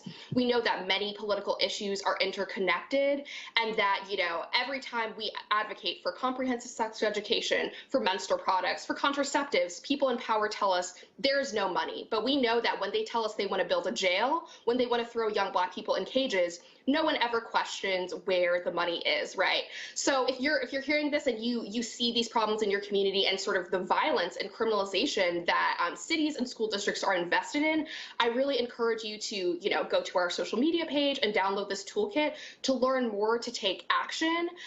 We can no longer just accept the status quo where we invest into violence instead of investing into caring for students, and we need to demand more for change. So again, you can go to Instagram at Advocates for Youth or at Advocates Tweets on Twitter. I really hope you download it and take action in your local community today to support divesting from police and investing in reproductive justice, because we know young people need sex education that's honest, complete, and accurate, and so many other resources like nurses and counselors. And it's going to take all of us to really make this change, all the people who believe in it, right? So yeah, I hope you take action today. Thank you so much for having me. Kenjo Kima, thank you so much for the work, and definitely we'll check you out. Thank you so much for being on with us here on Roland Martin Unfiltered. Thank you. Folks, we got to take a quick pause, a final break, and then when we come back, just a couple of more stories we want to share and talk about. So stay with us. A lot more is coming at you right here on Roland Martin Unfiltered. White supremacy ain't just about hurting Black folk. Right. You got to deal with it. It's injustice. It's wrong. I do feel like in this generation, we've got to do more around being intentional in resolving conflict. You and I haven't always agreed. Yeah. But we agree on the big piece. Yeah. Our conflict is not about destruction. Conflict's going to happen.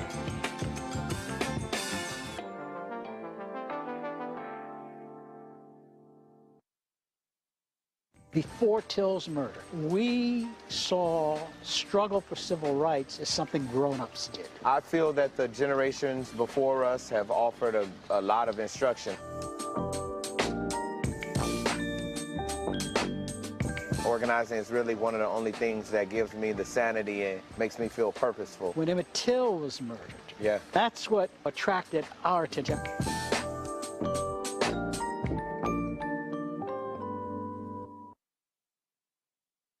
Hello, everyone. It's Kiara Sheard. Hey, I'm Taj. I'm Coco. And I'm Lily. And we're SWV. What's up, y'all? It's Ryan Destiny, and you're watching Roland Martin Unfiltered.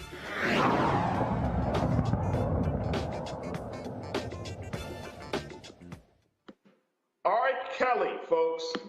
R. Kelly has officially, after 3 days, R. Kelly finally has a jury. Yes, that's the big news that's coming out. 7 men and 5 women will decide whether R. Kelly is guilty of a long list of federal sex crimes and racketeering charges. There are 6 alternates who are all women.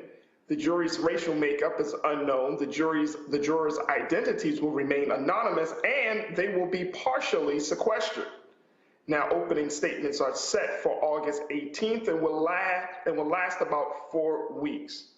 Now, according to the federal indictment, R. Kelly is facing 20 years on federal charges that include racketeering, bribery, sexual exploitation of a child, kidnapping, forced labor, Mann Act, violation of the Mann Act, transportation of the Mann Act, coercion and enticement of Mann Act, and the coercion of a minor. Now, how did R. Kelly get here? Here's a brief timeline of how all of this began. On August 31st, 1994, he married his 15-year-old protege, Aaliyah Harton. Then on May through October of 99, during this time, he is accused of illegal conduct with Jane Doe number 2, who met Kelly when she was 16 years old after a member of his entourage approached her at a fast food restaurant. Now, prosecutors say that Kelly filmed their sexual intercourse multiple times, creating child pornography. December 21st, 2000, the Chicago Sun-Times publishes the first in a series of articles about R. Kelly, written by James DeRogatis and Abden M. Polish. The pair reported in their first article that Chicago singer and songwriter R. Kelly used his position of fame and influence as a pop superstar to meet girls as young as 15 and have sex with them, according to court records and interviews. February 1st, 2002, the Chicago Sun-Times anonymously receives a copy of a videotape that appears to depict sex acts between R. Kelly and a girl who is believed to be 14 years old. The newspaper turns the video over to the police. Now, on June 5th, 2002, a Cook County grand jury indicts Kelly on 21 counts of child pornography based on the video received by the Sun-Times earlier in 2002. The judge has banned the public and all media from the courtroom due to the coronavirus. The trial will be viewed via a closed-circuit camera in 2 overflow rooms at the courthouse. I want to go to my panel to talk about this: Reese Colbert, Dr. Greg Carr, Amisha Cross. Whew, R. Kelly. All right, Amisha, let me start this one with you. Dr. Carr, I see you shaking your head, brother. I see you shaking your head. But Amisha, the fact that we are at this point, you know, we're jury selection. I'm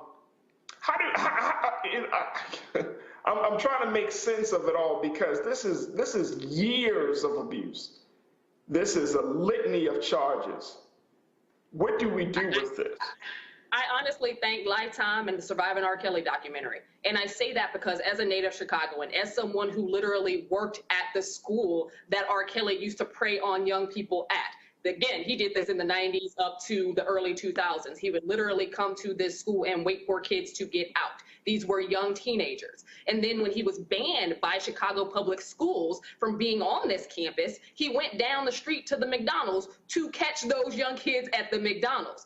This is a man who spent the better half of 3+ decades preying on teen girls. He would find them, he would flash his wares as a celebrity, and he would get them caught up in these illicit sex acts. And in many cases, he would hold them hostage in his home. They were not allowed to have conversation with friends or family. They were not allowed to go outside without permission and without being with R. Kelly or some member of his entourage. This was a man who spent the entirety of his career preying on extremely young girls. I don't say young women because these weren't women, these were children. And at the end of the day, this is a man who did it in broad daylight. Everyone knew. Some people joked about it. Even after he got caught in that P-tape, literally urinating on a 14-year-old girl, he was allowed that same year to participate in the Babilican Parade, the largest Black parade in this country. The Babilican Parade is a big part of Chicago history. It's also a parade that literally marks back to school. When you are chosen as the Grand Marshal of a parade that is about children, after you get caught urinating on a child, it is beyond words to me. So I'm thankful that at this point, he's finally going to be taken to task for his litany of crimes, but honestly, this is a long time coming, and the man, quite frankly, disgusts me. Amisha, I know that we heard about the girls, but now there was some new allegations of him sexually abusing a 17-year-old boy. Do you think that will change the dynamics of this case? And I know that was even a question that was posed to the jurors about, you know, seeing video of same sex. Does that change the dynamics of this case? Does this make this case even bigger? Well, I think we have to understand the detail of that, because when it first came out, people alleged that it was some type of homophobic thing, and there were a lot of people who jumped on it and said, oh, well, all his other victims are girls. When we dig deeper, the allegation is that a young man was actually in the video with some of these girls, and he was watching them and filming them, not that R. Kelly himself was committing sexual acts with this teenage boy. But it is still a crime to film or to instruct another teen to engage in sexual activity with, again, underage girls. This guy, I think, was 17 at the time. The girls that were in that video were 14. By state law, that is also a very large crime because they are not of consenting age. Yeah, absolutely. Reese, do you think that these jurors will deliver R. Kelly justice fairly?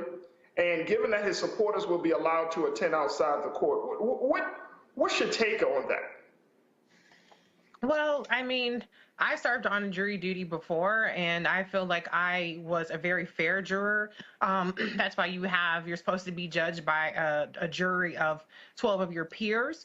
But I would imagine that not everybody on that jury is going to know who he is or know any of his background, and they're going to judge the evidence, judge him based on his evidence. But a jury system is not a perfect system. Neither is the justice system. But that's what we have. But it's finally his day of reckoning, or his second time of reckoning, because he was acquitted on his prior charges, and it's time for him to be held accountable. It's pretty disgusting that it took this amount of carnage in his over decades before it to rise to this occasion. As Amisha said, I think that documentary, Surviving R. Kelly, was very much something that transformed the way that people looked at him and were willing to hold him accountable. And just the last thing I'll say is to Black people, listen, R. Kelly is not ours to save or to cape for. He's not ours that they are going after somebody in our community. He is in a league of his own as an alleged pedophile, serial rapist, allegedly, and so many heinous things that he's been accused of, and there's ample evidence of. And so I would just encourage Black people. I know sometimes, I've seen it over the years. Oh, what about Harvey Weinstein? What about this person? What about that person? A lot of people felt that, Bill Cosby was vindicated and exonerated. Please, let's just not turn this into they're taking another Black man down. I know I'm going to get fried up at YouTube, child, because they always think I'm just here to dump on Black men, which is ridiculous. But this is not something that we need to own as a community, as a person that we need to wrap our arms around. We need to deal with the rampant sexual abuse. I'm not going to say, maybe rampant is not the right word, but we need to deal with the problem of sexual abuse within our own communities, and the fact that predators like R. Kelly are able to roam free, as Amisha said, in broad daylight for decades. That's an issue, and we have to address it. And before you get to Dr. Carr, I will say this to add to Reese's point just for a second. I don't think you should take back rampant. At the end of the day, 9 in 10 Black girls who are under 14, have been sexually harassed or sexually assaulted in our community. So we have to be very real and very honest about what is going on, and we cannot afford to sweep it under the rug because our young girls are suffering.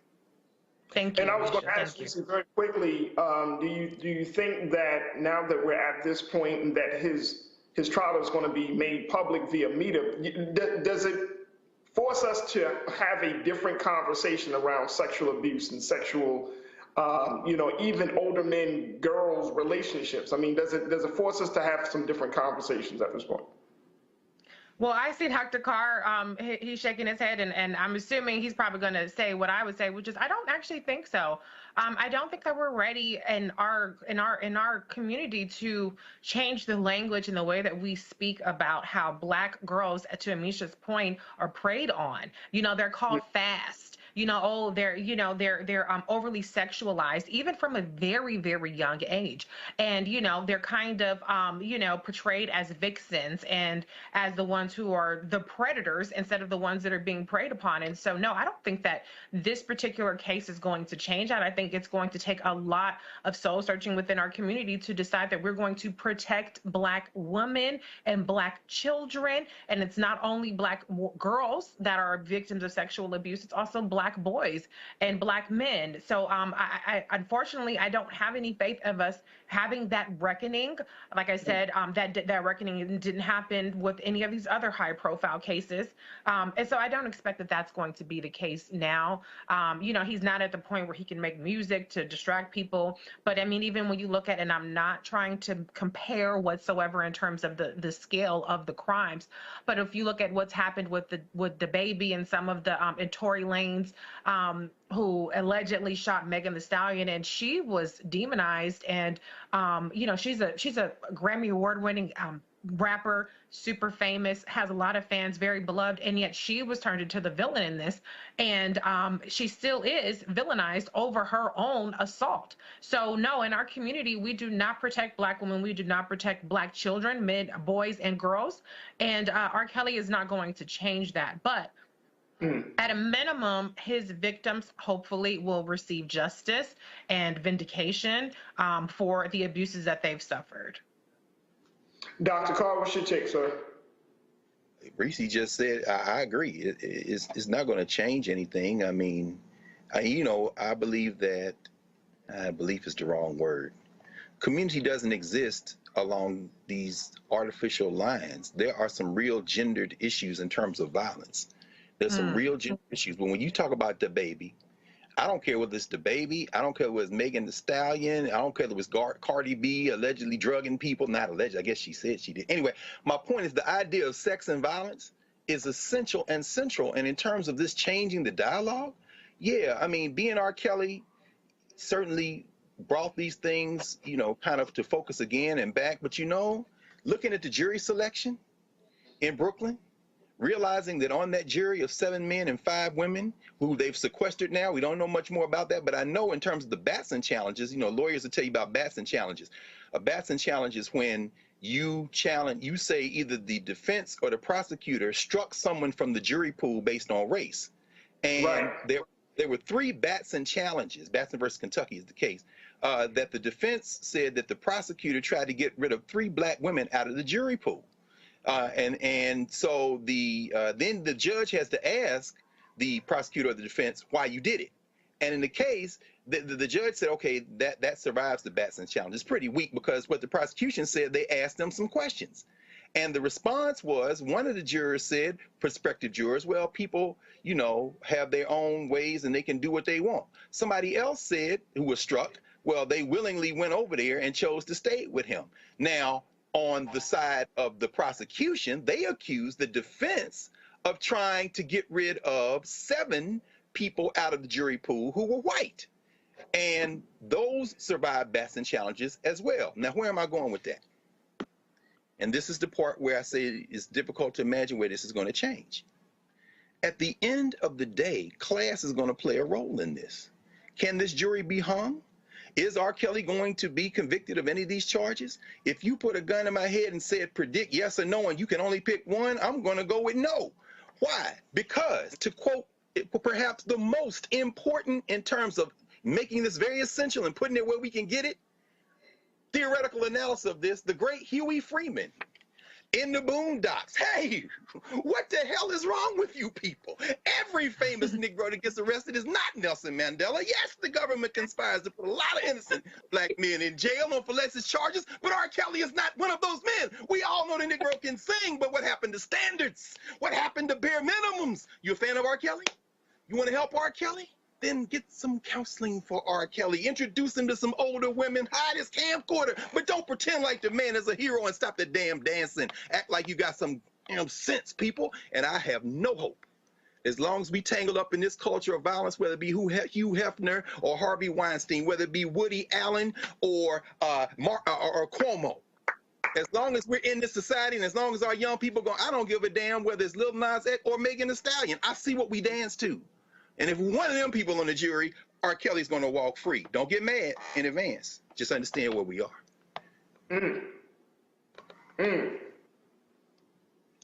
That's all I can say, Dr. Carson. At this point, we will have to see. But I think that, not to everyone's point, that we have to disassociate ourselves from certain individuals within our community. I see it on social media all the time. He's a musical genius. He, that and sometimes. I mean, interrupt you, brother. I'm mentioning this. We just watched Kevin Hart and Snoop narrate the Olympics for Peacock. Do y'all remember when The Chronic came out and you heard the drum? It ain't but Drake. I watched Snoop walk 2 black women on chains like dogs down a red carpet. You don't get to be rehabilitated until you have come, in fact, not even after that, but you must now come to a tribunal on this. We're not serious. This, I don't know, we make recover from slavery as long as we act like we don't have eyes. Jesus. All right, let me stop. Amisha? Keep it going, Dr. Carr. No, I was going to say, Dr. Carr is making great points here. I think that part of the issue is with some of our Black legends, our Black entertainers, our Black actors, people can't separate the talent from the backstage personality. And I think that at the end of the day, we have so many individuals, and it's not just R. Kelly. We've heard allegations from various people, one of which who decided to go to a country where he cannot get extradited from, and is currently still making money. So at the end of the day, this isn't something that's new in hip hop culture and rap culture and sports or athletic culture. There are a lot of men who just happen to be abusers. Some of them are cousins, uncles, boyfriends, all of those things. And I will say this, the Black community as a whole has done a very good job of shielding these men who are often perpetrators of violence against young women, young girls, in many cases, young boys as well. And we need to do better at holding them accountable, period.